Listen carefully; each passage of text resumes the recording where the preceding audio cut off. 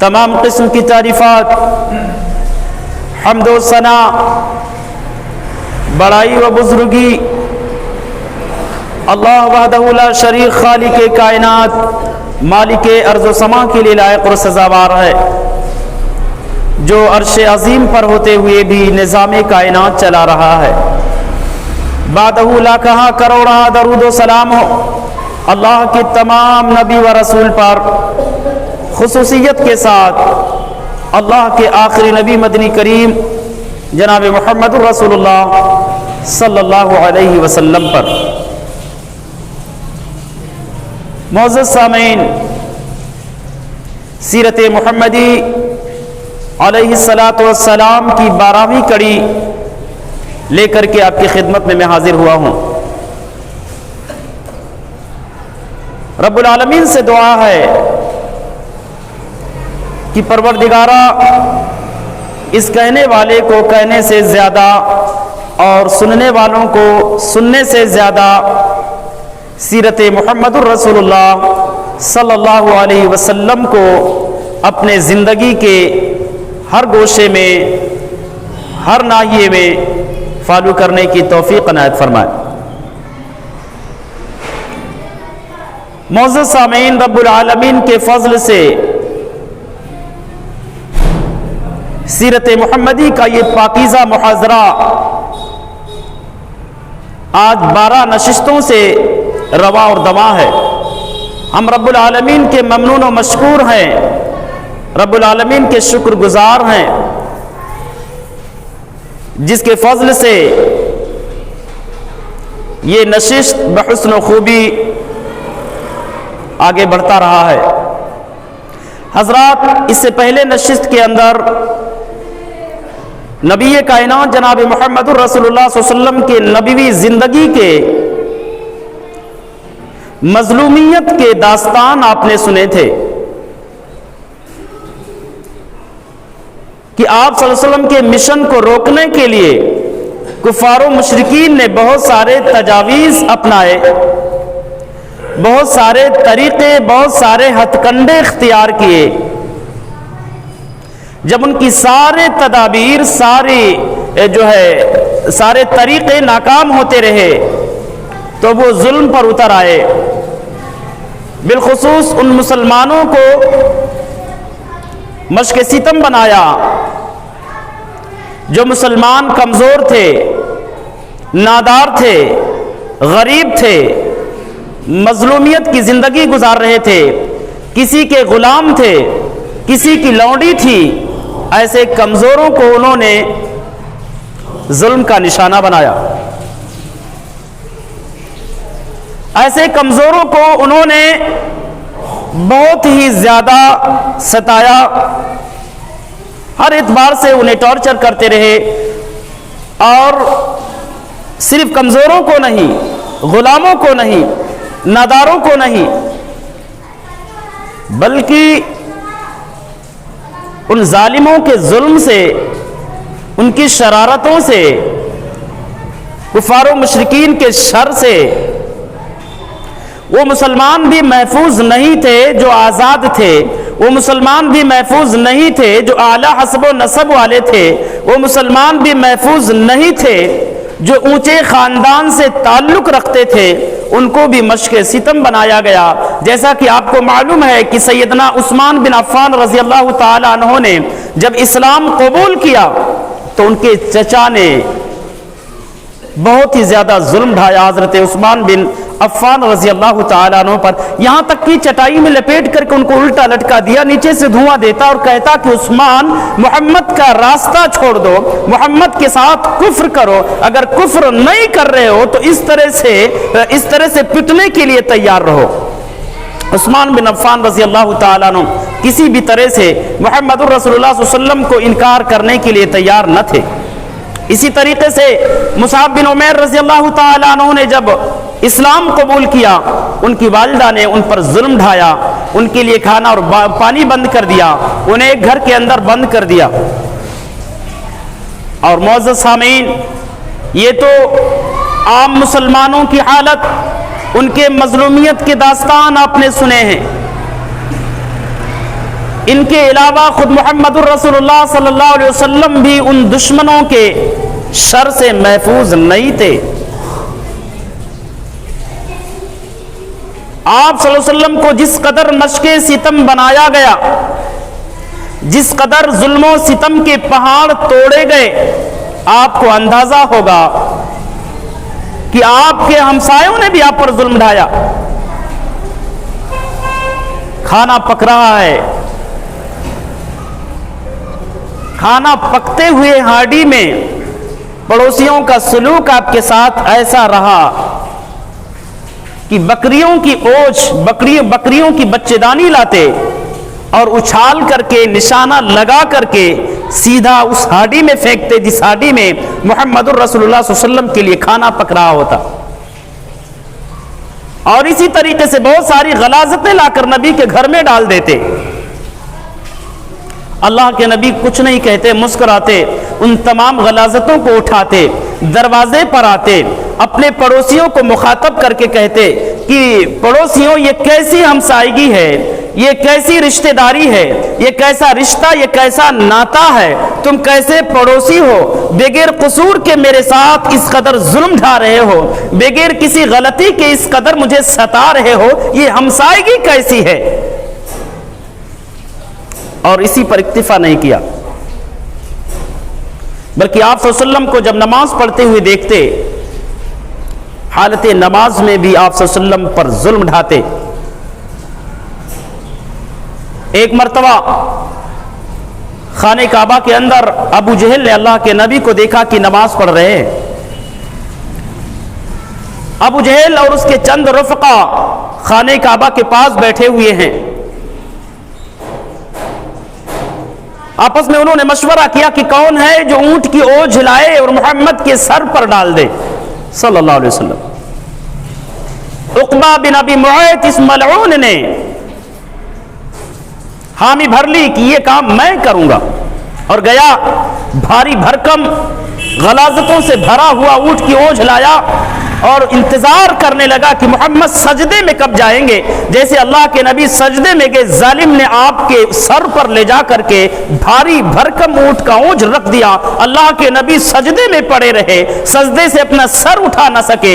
آپ کی لخت جگر فاطمہ الزہرا رضی اللہ تعالی عنہا کو خبر دی گئی۔ حضرت فاطمہ رضی اللہ تعالی عنہا بہادر نبی کی بہادر بیٹی، یہ سب کچھ جانتے ہوئے کہ درندوں کا جھنڈ خانہ کعبہ کے پاس موجود ہے، دشمنان اسلام موجود ہیں، میرے ابو کے دشمن خانہ کعبہ کے ارد گرد موجود ہیں، یہ سب کچھ جانتے ہوئے بھی حضرت فاطمہ الزہرا رضی اللہ تعالیٰ عنہا نے بڑی بہادری سے، بڑی دیدہ دلیری کے ساتھ، بڑی ہمت کے ساتھ خانہ کعبہ کے اندر آئیں اور محمد الرسول اللہ صلی اللہ علیہ وسلم کے جسم اطہر پر رکھے ہوئے اونٹ کے اوجھ کو ہٹایا۔ اس کے بعد اللہ کے نبی نے اپنا سر سجدے سے اٹھایا، نماز مکمل کیا اور 3 بار نبی نے بد دعا کی، اللہم علیکا بقریش، پروردگارا یہ ظالم مکہ والے، یہ ہمارے دشمن، مذہب اسلام کے دشمن، ناجائز ستانے والے، بغیر کسی قصور کے مارنے والے، اللہ تو علام الغیوب ہے، تو جانتا ہے میرا قصور کیا ہے،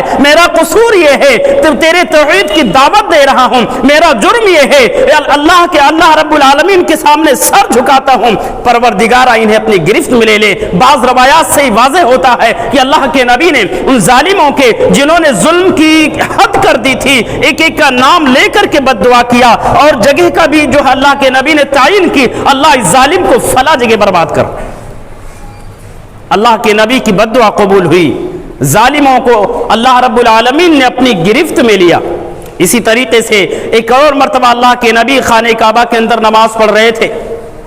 ابو جہل نے پلان کیا تھا کہ اگر محمد کبھی مجھے نماز کی حالت میں ملے تو پتھروں سے محمد کا سر کچل دیں گے۔ تلاش رہا تھا، اچانک اللہ کے نبی خانہ کعبہ میں نماز پڑھ رہے تھے، بہت بڑا پتھر جو بمشکل اٹھا سکا اٹھایا، اللہ کے نبی کی طرف بڑھا کہ آپ کے سر پر وہ پتھر پٹک دیں۔ قریب پہنچا تھا کہ بڑے گھبراہٹ کے عالم میں پیچھے ہٹنے لگا، بمشکل اپنے دونوں ہاتھوں کو پتھر سے دور کیا، بمشکل وہ پتھر پھینک سکا، یعنی اس کے دونوں ہاتھ اس پتھر میں چپک گئے تھے۔ बमुश्किल फेंका। लोगों ने सवाल किया, कहने लगा एक ऐसा खतरनाक ऊंट, बिगड़ायल ऊंट जो मुझ पर हमला आवर था, अगर मैं भागता नहीं, अपनी जिंदगी में कभी देखा नहीं था ऐसा ऊंट, अगर मैं वहां से हटा ना होता तो मुझे फाड़ डालता। अल्लाह के नबी ने बताया कि वो जिब्रील अमीन थे, अगर अबू जहल यहां से भागा ना होता तो जिब्रील अमीन उसको पकड़ लेते। इसी तरह से एक और मर्तबा अल्लाह के नबी पर हमला करने की गर्ज से करीब बढ़ा, उस मर्तबा भी अजीबो गरीब उसने चीजें देखी, पीछे हटने लगा, अपने हाथों से दिफा करते हुए बचाने लगा। और लोगों ने जब पूछा तो कहने लगा मेरे और मोहम्मद के दरमियान सल्लल्लाहु अलैहि वसल्लम एक आग की खंदक थी, पर वाले लोग थे, अगर मैं और बढ़ा होता तो मैं जल करके भस्म हो जाता। अल्लाह के नबी ने कहा कि अगर अबू जहल भागा ना होता तो फरिश्ते उसके जिस्म के टुकड़े टुकड़े कर डालते।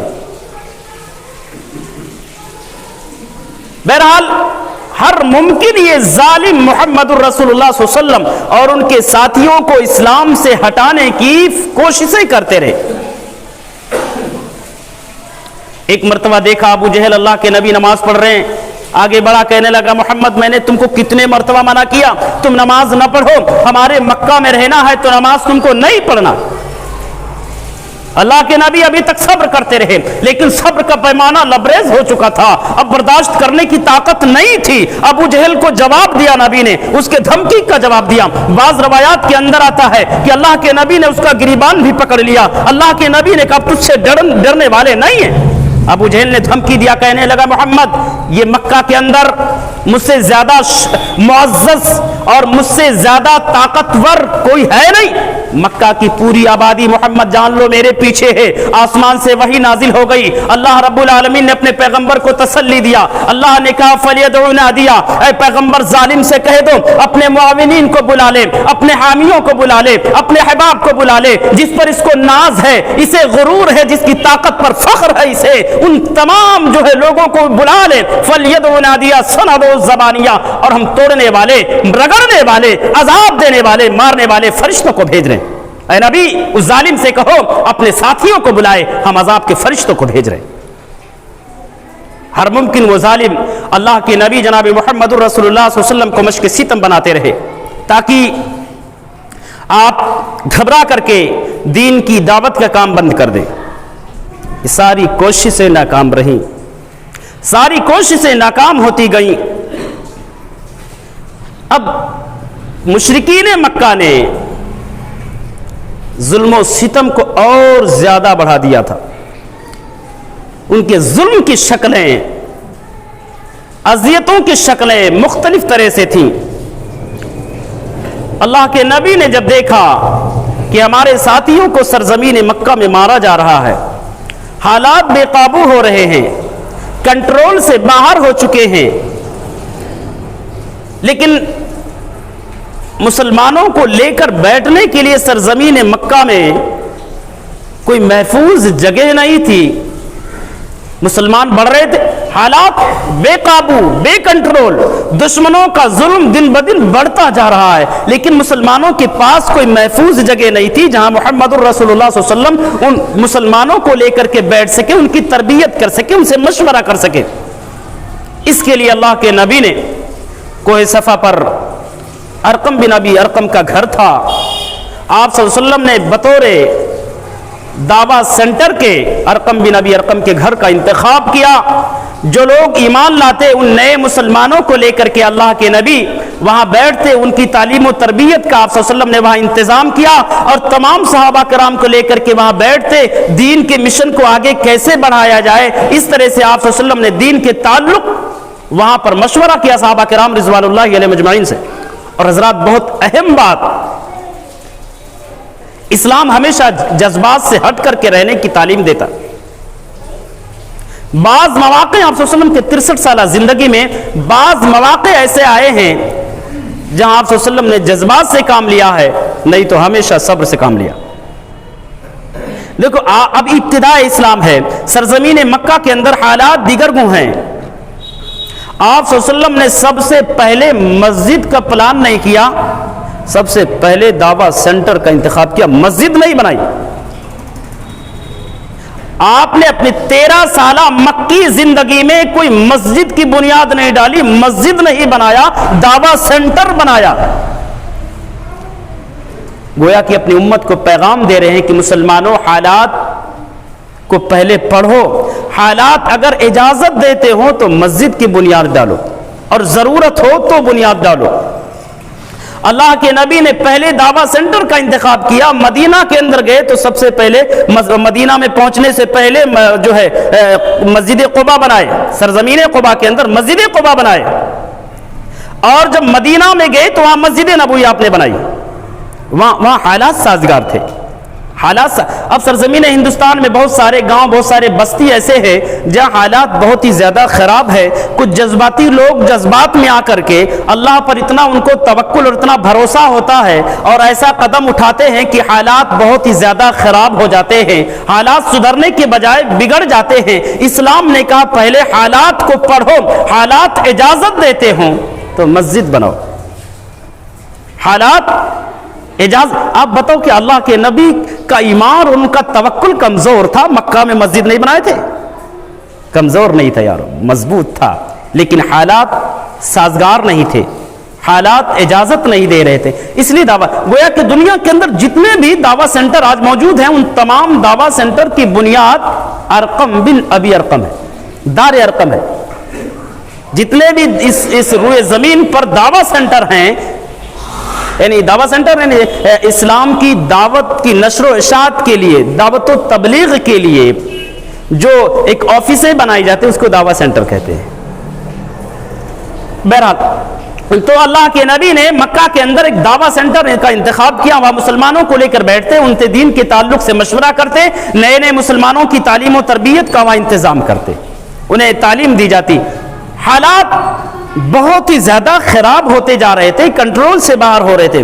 اللہ کے نبی اور آپ کے ساتھیوں کو مکہ کے اندر مارا جا رہا تھا، پیٹا جا رہا تھا، سرزمین مکہ کو مسلمانوں کے لیے بالکل تنگ کر دیا گیا، مسلمانوں کے لیے راہ چلنا مشکل ہو گیا، مسلمانوں کے لیے گھر سے نکلنا مشکل ہو گیا۔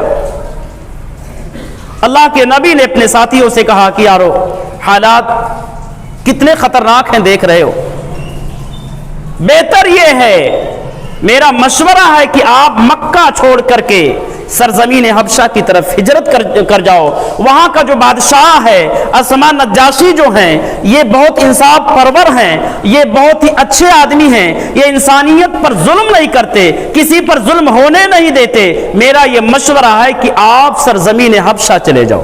اللہ کے نبی جناب محمد رسول اللہ صلی اللہ علیہ وسلم کے مشورے کے مطابق مہاجرین کا پہلا قافلہ سن 5 نبوت میں مکہ سے حبشہ کی طرف روانہ ہوا، جو کہ 16 لوگوں پر مشتمل تھا۔ یہ پہلا قافلہ جس میں 12 مرد اور 4 عورتیں تھیں۔ مہاجرین کے پہلے قافلے میں جو حبشہ کی طرف ہجرت کر رہے تھے 12 مرد تھے اور 4 عورتیں تھیں۔ خدا آپ صلی اللہ علیہ وسلم کی لخت جگر حضرت رقیہ رضی اللہ تعالی عنہا اور آپ کے داماد عثمان بن عفان رضی اللہ تعالی عنہ بھی اس قافلے میں موجود تھے۔ اللہ کے نبی نے اس جوڑے کی تعریف کرتے ہوئے کہا تھا کہ اسلام کے بعد حضرت ابراہیم علیہ السلام اور لوط علیہ السلام کے بعد مذہب اسلام کا یہ پہلا جوڑا ہے جو اللہ کے خاطر اپنے ملک کی قربانی دے رہا ہے، ہجرت کر رہا ہے۔ اور اس قافلے کے، اس پہلے قافلے کے چند دنوں بعد جب حالات وہاں حبشہ کے اچھے نظر آئے تو اللہ کے نبی نے پھر مشورہ دیا کہ مزید ہجرت کر جاؤ۔ تو ایک دوسرا قافلہ سن 5 ہی نبوت میں مہاجرین کا حبشہ کی طرف روانہ ہوا، اور اس دوسرے قافلے میں غالباً 82 یا 83 مرد تھے اور 18 یا 19 عورتیں تھیں۔ حبشہ پہنچے۔ اب دشمنان اسلام کو سب سے بڑی مشکل اور سب سے بڑی تکلیف کی بات یہ تھی کہ مسلمان حبشہ پہنچ کر اپنا ایمان اور جان اور مال سب کچھ محفوظ کر چکے، اس لیے اب وہ سازشیں کرنے لگے، پلاننگ کرنے لگے کہ مسلمانوں کو وہاں سے کیسے بھگایا جائے۔ انہوں نے پتہ کیا، مشرکین مکہ نے، کہ سب سے پہلے یہ پتہ کرو کہ بادشاہ حبشہ کو سب سے محبوب چیز کیا ہے، کون سی چیز پسند کرتا ہے۔ جب انہوں نے دریافت کیا تو پتہ چلا کہ چمڑے کی چیزیں اسما نجاشی کو بہت پسند ہے، انہوں نے قیمتی چمڑوں کے قیمتی چیزیں بنوائے، اور عمر ابن عاص رضی اللہ تعالیٰ عنہ جو ابھی مسلمان نہیں تھے، مشرک تھے، اور عبداللہ بن ربیعہ کو ایک اہم سفارتی مہم کے لیے منتخب کیا کہ آپ لوگ جائیں اسما نجاشی کو سمجھائیں تاکہ وہاں جو مکہ کے مسلمان گئے ان کو بھگا دیں حبشہ سے۔ یہ دونوں لوگ حبشہ پہنچے، اور وہاں پہنچنے کے بعد جو حبشہ کے کرسچنوں کے جو پوپ تھے، ان کے جو رہبان تھے، ان کے رہبان سے ملاقات کیا اور سارا ماجرا بتایا، کہا دیکھو آپ ہماری سپورٹ کرنا بادشاہ کے پاس میں، صرف حامی بھرنا، میرے باتوں کی تصدیق کرنا۔ رہبان نے کہا، وہاں کے جو بطریقی تھے ان بطریقوں نے کہا، یعنی ان کے جو علماء تھے کرسچنوں کے، تو انہوں نے کہا کہ ٹھیک ہے ہم آپ کی بھرپور سپورٹ کریں گے، چلو اسما نجاشی کے پاس چلتے ہیں۔ بادشاہ کے پاس گئے، عمر بن عاص رضی اللہ تعالیٰ جو بھی مشرک تھے بادشاہ سے گویا ہوئے، کہنے لگے بادشاہ ہمارے ملک کے کچھ ناسمجھ نوجوان اپنا دین چھوڑ کر کے آپ کے ملک میں آ گئے ہیں، اور تکلیف کی بات یہ کہ بادشاہ انہوں نے آپ کا دین بھی قبول نہیں کیا ہے، کرسچن بھی نہیں بنے، عیسائیت سے ان کا کوئی تعلق نہیں ہے، ایک ایسا دین انہوں نے اپنایا ہے جو نیا دین ہے، جس کو نہ میں جانتا ہوں نہ آپ جانتے ہیں، کوئی نہیں جانتا، نیا دین لا کر کے دنیا میں فالو کر رہے، پھیلا رہے۔ لہذا بادشاہ ہم انہی کے بابت آپ کی خدمت میں حاضر ہوئے ہیں، ان کے بڑوں نے، ان کے قبیلے کے عمائدین نے، ان بڑے بزرگوں نے، ان کے والدین نے، ان کے چچاؤں نے، ان کے بڑے لوگوں نے ہمیں بھیجا ہے، آپ سے ادباً گزارش ہے کہ آپ ان لوگوں کو مکہ واپس کر دیں۔ بادشاہ بڑا دور اندیش تھا،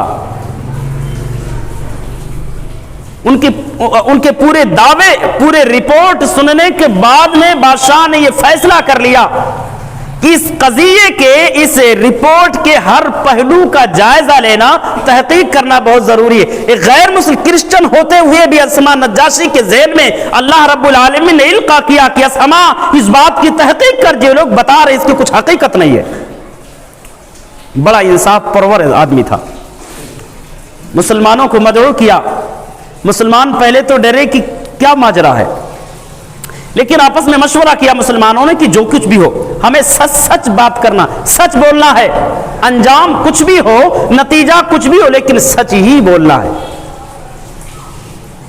حضرت جعفر بن ابی طالب رضی اللہ تعالی عنہ کو اس کام کے لیے منتخب کیا کہ آپ بادشاہ سے بات کریں گے۔ بادشاہ کے پاس آئے، بادشاہ نے کہا مسلمانوں تمہارے خلاف یہ لوگ مکہ سے آئے ہیں، ایسی ایسی انہوں نے رپورٹیں کی ہیں، آپ جو ہے اس کی صفائی کیا پیش کرتے ہیں؟ جعفر بن ابی طالب رضی اللہ تعالیٰ بادشاہ کے سامنے کھڑے ہوئے، رب العالمین کی حمد و ثنا بیان کی، ایک جامع فصیح تقریر کی بادشاہ اسما نجاشی کے سامنے۔ کہنے لگے بادشاہ ہم ایک ایسی قوم سے تھے جو جہالت بھری زندگی گزار رہے تھے، ہم بتوں کی پوجا کر رہے تھے، مردار کھا رہے تھے، شراب پی رہے تھے، ڈاکہ ڈال رہے تھے، چوری کر رہے تھے، ہمسایوں کے ساتھ بدسلوکی کر رہے تھے، امانت میں خیانت کر رہے تھے، غیر اللہ کے پجاری تھے، دنیا کا کوئی جرم ایسا نہیں تھا، دنیا کا کوئی گناہ ایسا نہیں تھا جو ہم میں موجود نہ تھی، لیکن رب العالمین نے ہم پر احسان کیا کہ ایک ایسے شخص کو نبی بنا کر کے بھیجا جس کا کردار پہلے سے جانتے تھے، جس کا اخلاق پہلے سے معلوم تھا، جس کی صداقت پہلے سے معلوم تھا، وہ نبی ہمارے اندر بھیجے گئے، اور نبی نے ہمیں غیر اللہ کی عبادت سے منع کیا، ایک اللہ کی عبادت کی طرف بلایا، امانت کی تعلیم دی، دیانت کی تعلیم دی، صداقت کی تعلیم دی، برائیوں سے روکا، تمام برائیوں پر پابندی لگائی ہے۔ اب بادشاہ بہت ہی اچھا انسان وہ ہے، ہم اس کی سچائی سے واقف ہیں۔ اسما نجاشی نے کہا یہ جعفر یہ بتاؤ محمد صلی اللہ علیہ وسلم جو کچھ بھی لائے ہیں، اللہ کا پیغام جو بھی وہ لائے ہیں، اس میں سے کچھ تمہیں یاد بھی ہے؟ حضرت جعفر بن ابی طالب رضی اللہ تعالیٰ عنہ نے کہا بالکل یاد ہے۔ حضرت جعفر رضی اللہ تعالیٰ عنہ کی سوجھ بوجھ دیکھیے، ان کی دانش مندی، دور اندیشی دیکھیے۔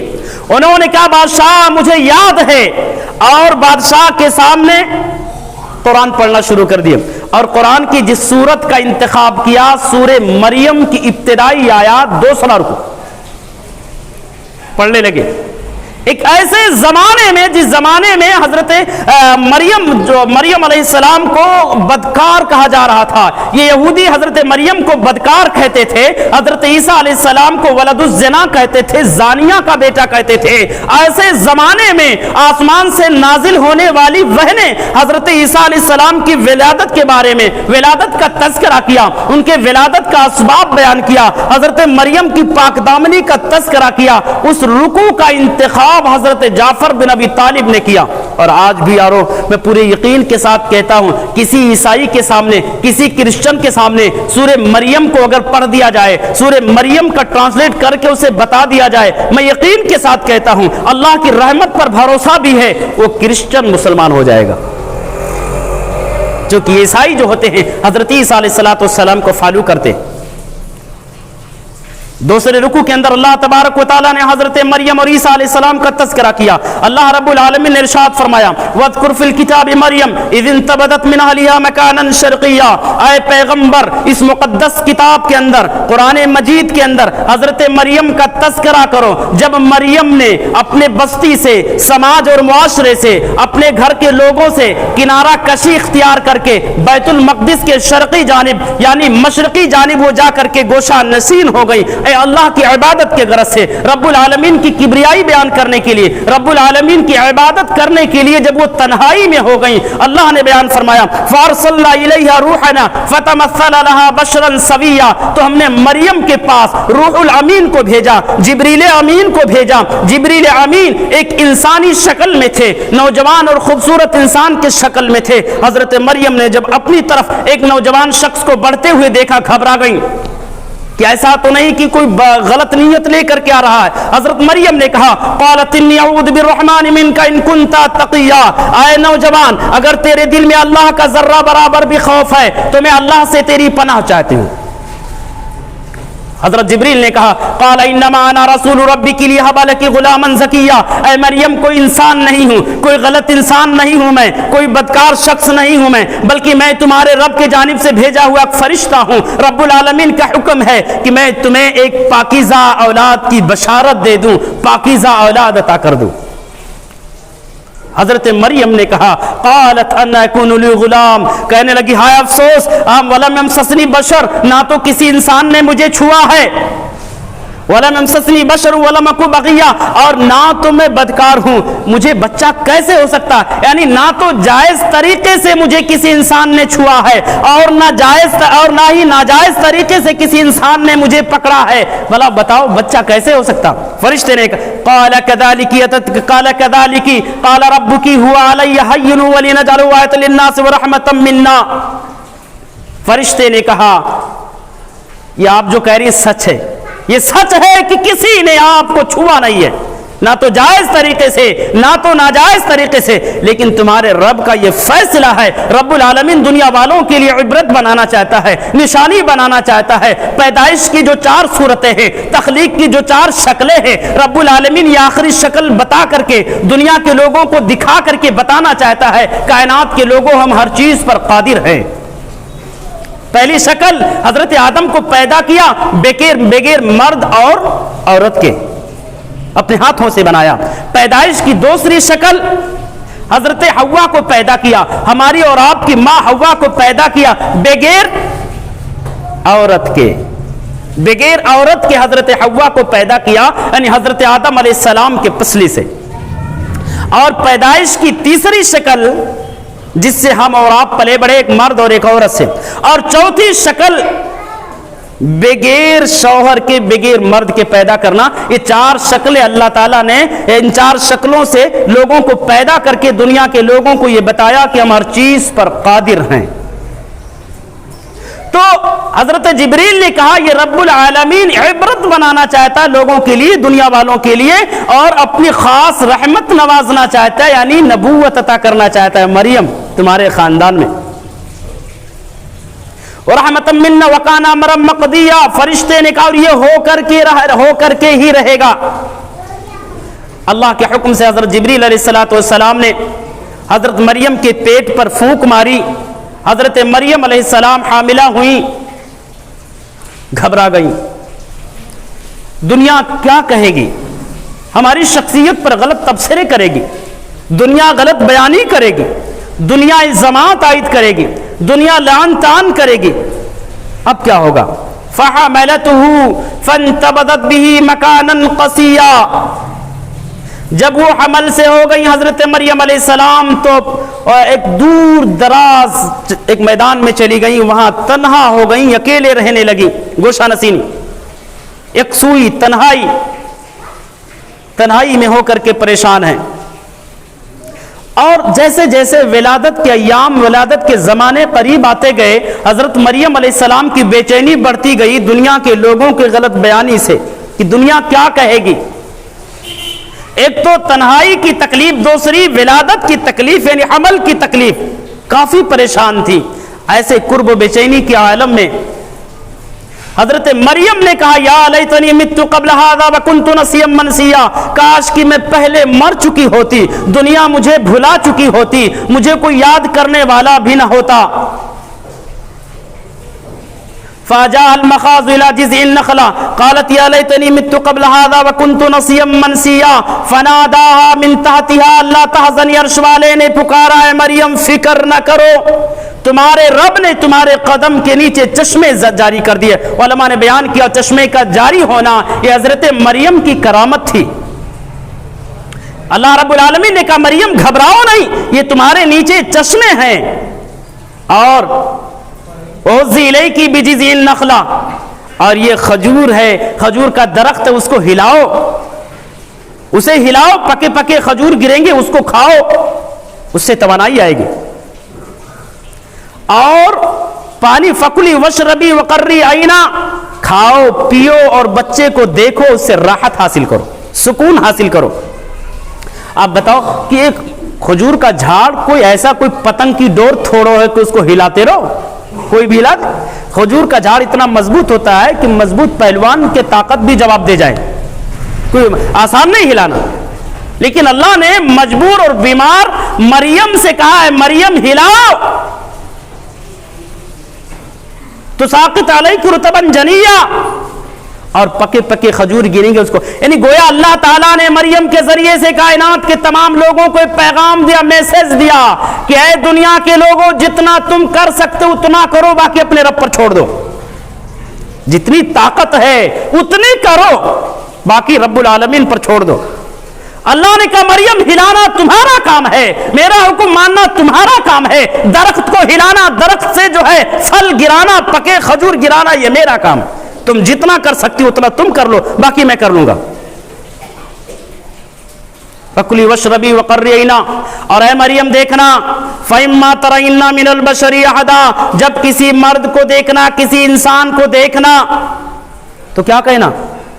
فقولی انی نذرت للرحمن، اے انسان میں نے رحمان کے لیے روزہ رکھنے کی نظر مانی ہے، فلن اکلم اليوم انسیا، میں بات نہیں کر سکتی۔ یہ خاموشی کا روزہ گزشتہ امتوں میں، گزرے ہوئے شریعتوں میں جائز تھا، لیکن امت محمد میں، شریعت محمدی میں خاموشی کا روزہ جائز نہیں ہے۔ اللہ نے کہا خاموشی کا روزہ رکھ لینا، دنیا جب طنز کرے گی، دنیا تمہاری شخصیت پر غلط تبصرے کرے گی تو خاموشی کا روزہ رکھ لینا۔ جس کا ڈر تھا وہی ہوا۔ حضرت مریم بچے کو لے کر فاتت به قومها تحمل، اپنے قوم کے پاس آئیں۔ قالوا یا مریم انا لک ھذا، لوگوں نے کہا، غلط تبصرے کرنا شروع کر دیے، کہنے لگے مریم یہ تو نے کیا کر ڈالی، لقد جیتی شیئا فریا، بہت برا کام تو نے کیا۔ یا اخت ہارون ما کان ابوک امرا سوء وما کانت امک بغیا، ہارون کی بہن نہ تو تیرا باپ غلط تھا نہ تو تیری ماں بدکار تھی، تو نے تو پورے خاندان کے ناک کٹوا ڈالے۔ بہت بڑا یہ پیغام دیا اللہ رب العالمین نے حضرت مریم کو نصیحت کر کے کہ مریم جب تمہاری قوم تمہاری شخصیت پر غلط تبصرے کرے گی، جہالت بھرے جملے کسے گی تو خاموش ہو جانا، جواب نہ دینا۔ اللہ رب العالمین نے یہاں پر ہمیں اور آپ کو پیغام دیا کہ اگر کوئی جاہل جہالت کر رہا ہے تو اس کی جہالت کا جواب جہالت سے نہیں. کیوں؟ چونکہ اگر آپ کسی کی جہالت کا جواب جہالت سے دیں گے تو آپ کو اس سے بڑا جاہل بننا پڑے گا. یعنی اگر آپ کو 100 گالی دے رہا تو آپ کو 150 گالی دینا پڑے گا, تب جا کر جیت پائیں گے. گویا کہ اپنا ایمان اور عقیدہ, اپنے نیکیوں کو برباد کرنا پڑے گا. اللہ رب العالمین نے کہا خاموش ہو جانا, جواب نہ دینا. حضرت مریم علیہ السلام حضرت عیسیٰ علیہ السلام کو لے کر کے قوم کے پاس آئی. قوم نے طنز کیا, تانو تشنیع کیا, غلط تبصرے کیا, غلط بیانی کیا. حضرت مریم نے اشارہ کیا, فاشارت الیہ, بچے کی طرف اشارہ کیا. قوم نے کہا مریم ایک تو نے غلط کام کیا, دوسری بچے کی طرف اشارہ کر رہی ہے. قالوا کیف نکلم فی المہد صبیا, ہم بچے سے بات کیسے کر سکتے ہیں, یہ تو بھی گود میں پلتا ہوا بچہ ہے, یہ بولنے کی صلاحیت نہیں رکھتا. اتنے میں اللہ رب العالمین نے حضرت موسیٰ کی زبان میں طاقت دی, قوت گویائی عطا فرمائی. حضرت موسیٰ نے کہا قال انی عبد اللہ, اللہ اکبر. حضرت عیسیٰ نے کہا قال انی عبد اللہ, میں اللہ کا بندہ ہوں. اتانی الکتاب وجعلنی نبیا, اور رب العالمین نے میری تقدیر میں نبوت رکھا ہے, میری تقدیر میں کتاب بھی لکھا ہے. آپ دیکھو اللہ علام الغیوب ہے, وہ جانتا تھا کہ آنے والے دنوں میں عیسائی کرسچن عیسیٰ کو اپنا معبود بنائیں گے. اس لیے عیسیٰ علیہ السلام نے جب سب سے پہلے کلام کیا, سب سے پہلا جملہ جو زبان سے نکالا, اپنی بشریت کا ایک اقرار کیا کہ دنیا کے لوگوں میں اللہ نہیں ہوں, میں معبود نہیں ہوں, میں تمہارا رب نہیں ہوں, اللہ کا ایک بندہ ہوں, اللہ کا ایک بندہ, ایک نبی میں ہوں. سب سے پہلے اپنی بشریت کا اعتراف کیا. حضرت جعفر بن ابی طالب رضی اللہ تعالیٰ نے سورت یہ آئیے رکوع پڑھتے رہے. وہ کرسچن بادشاہ اسما نجاشی جو بھی مسلمان نہیں ہوئے تھے, جب یہ پورا رکوع آپ نے پڑھ لیا, زارو قطار بادشاہ رونے لگا, کہنے لگا اے جعفر بس کرو, تم جو کچھ بھی کہہ رہے ہو سب سچ ہے. رونے لگا, اور وہ نہیں, اس کے جتنے بھی چاہنے والے تھے سب رو رہے تھے. رونے کی دھاڑس بڑھ گئی, اور اسما نجاشی اس موقع پر مسلمان ہو گیا. اسما نجاشی کا مسلمان ہونا یہ مشرکین مکہ کے لیے بہت بڑی شکست تھی, بہت بڑی ناکامی تھی. اسلام اور اہل اسلام کے لیے بہت بڑی جیت تھی, بہت بڑا فتح تھا. اسما نجاشی نے کہا ہم مسلمانوں کو تمہارے ساتھ واپس نہیں بھیج سکتے. بڑا انصاف پرور بادشاہ تھا. اور یارو یہ انصاف محمد الرسول, یہ جو ہے سلوک جو مسلمانوں کے ساتھ بادشاہ نے کیا تھا, نجاشی نے, اللہ کے نبی اس سلوک کو یاد رکھے, احسان کو یاد رکھا. مکہ سے ہجرت کر کے جب مدینہ گئے, مدینہ میں پہنچنے کے بعد میں اسما نجاشی کا جب انتقال ہوا, اللہ کے نبی صحابہ کرام کو لے کر کے اسما نجاشی بادشاہ کا نماز جنازہ غائبانہ پڑھا. یہ وہ شخصیت ہیں, اسما نجاشی کو گویا کہ اعجاز حاصل ہے کہ اللہ کے نبی نے اپنے حیات طیبہ میں اگر کسی کی نماز جنازہ غائبانہ پڑھی تو اسما نجاشی ہے. کسی صحابی کی نماز جنازہ نبوی زندگی میں غائبانہ نہیں پڑھی گئی ہے, اگر کسی کی پڑھی گئی تو اسما نجاشی ہے. اللہ کے نبی نے ان کے احسان کا بدلہ اس شکل میں ادا کیا. مدینہ جانے کے بعد عمر بن عاص رضی اللہ تعالیٰ عنہ مسلمان نہیں ہوئے تھے, بضد تھے کہ ہم مسلمانوں کو یہاں سے لے کر جائیں گے. دوبارہ جا کر اسما نجاشی سے شکایت کیا کہ بادشاہ یہ تو عیسیٰ کے بارے میں غلط بیانی کرتے ہیں, مریم کے بارے میں غلط بیانی کرتے ہیں لوگ. دوبارہ بادشاہ نے بلایا مسلمانوں کو, پھر حضرت جعفر نے گفتگو کیا, کہنے لگے اسما نجاشی نے مسلمانوں سے پوچھا یہ بتاؤ عیسیٰ کے بارے میں کیا کہتے ہو. حضرت جعفر بن ابی طالب نے کہا کہ بادشاہ ہم تو عیسیٰ کے بارے میں وہی کہتے ہیں جو قرآن نے کہا ہے, ہم تو جو ہے عیسیٰ کے بارے میں وہی کہتے ہیں جو محمد الرسول اللہ نے کہا ہے کہ عیسیٰ یہ اللہ کے ایک بندے تھے, اللہ کے رسول تھے, اللہ کے کلمے تھے, اللہ کے روح تھے, جسے اللہ تبارک و تعالیٰ نے بذریعہ جبریل امین علیہ السلام کے پاک دامن مریم کے اندر القا کیا تھا. بادشاہ پھر رونے لگا, زمین سے ایک تنکا اٹھایا اور کہنے لگا قسم ہے اللہ کی, یہ جعفر بن ابی طالب جو بھی کہہ رہے ہیں, ان کے قرآن میں جو بھی حقیقت بیان کیا گیا عیسیٰ کے بارے میں, اللہ کی قسم اس تنکے سے بھی زیادہ عیسیٰ کی حقیقت نہیں ہے. یعنی ان کے بیان میں اور اس تنکے میں اتنا بھی فرق نہیں ہے. عیسیٰ کی حقیقت ان کے بیان میں تنکے کے برابر بھی فرق نہیں ہے. جو کچھ کہہ رہے سچ کہہ رہے. مسلمانوں خائب و خاسر ہو کر کے, ناکام ہو کر کے وہ لوگ مکہ واپس آئے اور مسلمانوں کی بہت بڑی جیت تھی اسما نجاشی کے اسلام لانے سے۔ اسی درمیان جب مکہ میں حالات بے قابو بے کنٹرول تھے اور ایسے واردات مکہ میں رونما ہوئے جن واردات اور واقعات نے مکہ کے لوگوں کی، مشرکین مکہ کی ہمت توڑ ڈالی، پست ہو گئے۔ حالات بے قابو بے کنٹرول، حالات سنبھلنے سے بھی سنبھل نہیں رہے ہیں، مسلمان پریشان ہیں۔